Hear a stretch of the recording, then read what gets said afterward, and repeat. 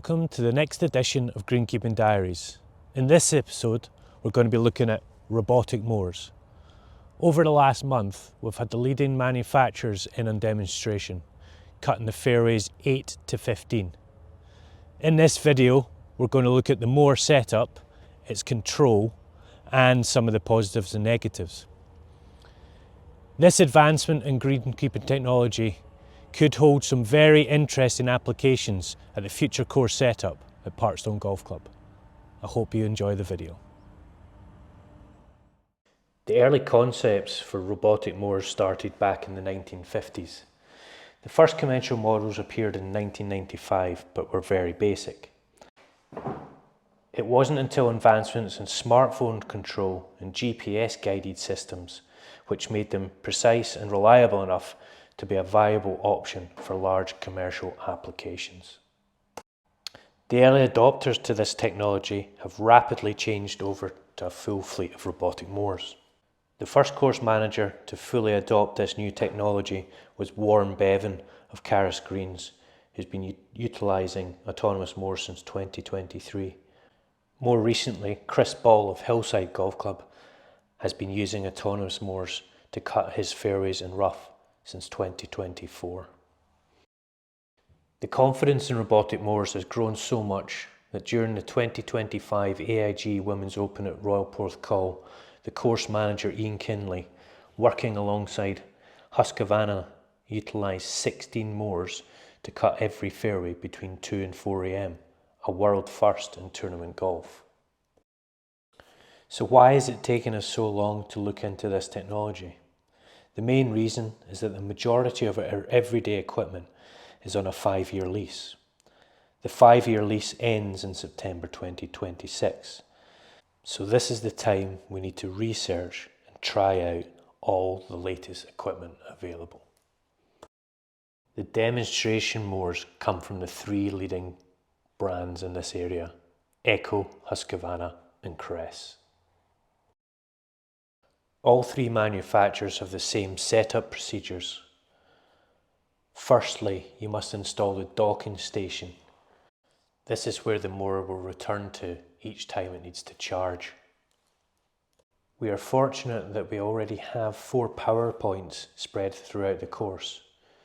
These being the clubhouse, the driving range, the maintenance facility and halfway house. This means we can easily extend power to potential charging station locations. Each mower needs to be able to accurately know its location. This is achieved by connecting to satellites for GPS positioning. The Echo mower has 1 base station which can control a mower up to a 7-mile radius. Currently, the Husqvarnas need multiple base stations set out through the course, although this is looking to be upgraded to 5G technology in 2026.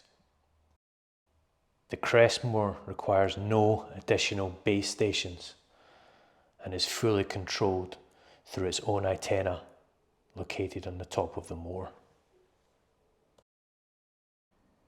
The most time-consuming part of the setup process is marking out the different cutting areas. For the Echo and Husqvarna mowers, the robot is driven around the edge of each fairway. Electronic pins are dropped through pressing a button on the app. These are stored in the cloud and mark the perimeter cut for the fairways. On the Cress, the satellite antenna is taken off the mower and placed on a specific dolly. This is walked around the cut areas, again dropping pins which map the fairway cut lines.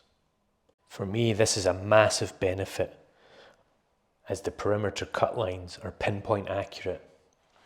This also means that many man hours are saved each year when we have to mark out the edges of the fairways with white paint. It is during the setup that no cut zones are also mapped out. For example, greens, bunkers, and any other potential hazards that the mower could encounter.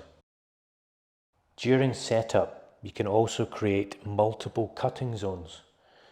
If we look at the first hole for an example, the mower can cut the fairway then stop, change its own cutting height, and then go and cut all the semi-rough.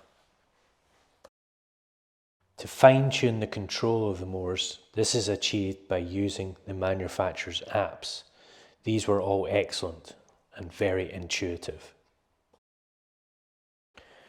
Cutting heights can be easily set or changed by simply sliding the toggle bar up or down. There are also various options of cutting patterns, from side to side, diagonal, or straight up and down. The mower schedule can be tailored to each fairway, selecting start times and break times. If we take a look at a 13th fairway, we can see it can be scheduled to stop when first golf arrives at 10 o'clock in the morning and resume mowing at 6 o'clock when darkness falls. There is an option to check the mower's progress in real time and also check back and see a snapshot of what's been recently cut. The mowers also have the ability to send error messages alerting the user of issues. These were normally very simple to fix after some advice from the technical support. The cutting units themselves are very simple. It's basically razor blades mounting to spinning discs. The centrifugal force pushes the blades out, cutting the tips of the grass plant off. The cutting capacity of the mowers was determined by the amount of discs. The Crest had 2 discs, Husqvarna 3, and topping out with the Echo with 5 discs. The one thing that really surprised me through the demonstration was the quality of cut. And for me, I felt this was just as good as our current cylinder mowers. The only negative was that on a couple of the demonstration mowers, they did leave quite a bit of debris after cutting, which meant we had to go out and blow fairways. So let's look at the positives. Firstly, the mowers are silent and can cut through the night. This is a huge benefit for us due to our noise abatement order. The fairways outlined in blue cannot be cut before 7 AM with a diesel mower. It's only the areas highlighted in yellow that we can cut prior to 7 AM. Couple this with the fact that our fairways are 13.5 hectares in size, means that 2 operatives struggle to stay ahead of the first groups. This means we regularly have to split fairway cutting over 2 days. If robots were utilised, they can work on a 7-day cycle, meaning the frequency and cut would increase from 2 times a week up to 4 or 5. The biggest benefit would come from the redistribution of the labour.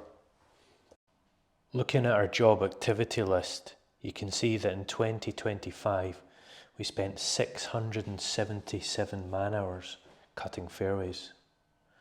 We also have to bear in mind that 2025 was a particularly dry year and we were only cutting fairways sometimes once a week. This means we could utilise the extra hours and focus on more detail-oriented jobs such as bunkers maintenance, divoting and general course appearance. There would be significant cost savings in relation to fuel consumption. On average, we use between 40 and 45 litres of red diesel for one fairway mow operation. This equals 80 to 90 litres per week. If we look over the full season, this could save us between 2 and 2,500 litres per year. Servicing costs would also be reduced as we would no longer require to grind cylinder units or maintain diesel engines. The robots would obviously require some maintenance. Blades and bolts would need to be changed every 2 to 3 weeks. On the larger units, this would cost around £24. There would also be some electricity costs in relation to the charging requirements. So how many mowers would we need to maintain the fairways and rough at Parkstone Golf Club? This would vary depending on which model you chose. Rough calculations suggest we would need 10 to 12 of the smaller mowers and 4 to 5 of the larger ones. Looking at the costs, we could purchase 2 to 3 of the larger units for the same price as one diesel mower. The presentation of the fairways would change if robotic mowers were to be used. The light and dark stripes, which are created by heavy rollers in the back of the cylinder units, would be replaced with a more monotone appearance. Interestingly, the most famous course in the world, Augusta National, deliberately mows the fairways in the same direction, so no stripes are on show. Beauty is in the eye of the beholder, and I do think this presentation would complement our landscape, similarly to that of Pinehurst No. 2. We currently collect all our clippings when we mow fairways. In peak growing conditions, this can fill 6 to 7 trailers. An unknown factor is if the clippings left behind by the robots would cause an increase in organic matter, requiring more aggressive maintenance. This is an area that I'll be looking at in greater detail in the coming months. An area where I feel the robot units would struggle is cutting behind our regular cultural practices of raking and brushing. This stands the grass plant up, requiring a more aggressive cut.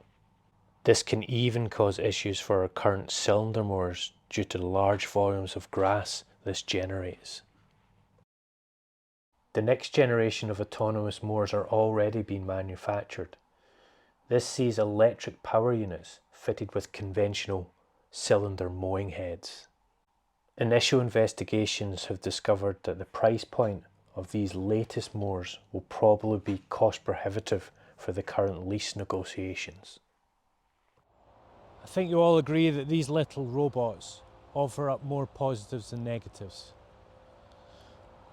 In the early part of next season, we're going to continue the due diligence on these mowers, and I'm going to visit some golf courses who are already utilising these to mow large areas of fairways and roughs. The sign of an excellent demo is when you're sad to see them go. Unfortunately, we have to hand these back this week, but maybe towards the tail end of next season, these will then be a regular occurrence on the fairways at Parkstone Golf Club.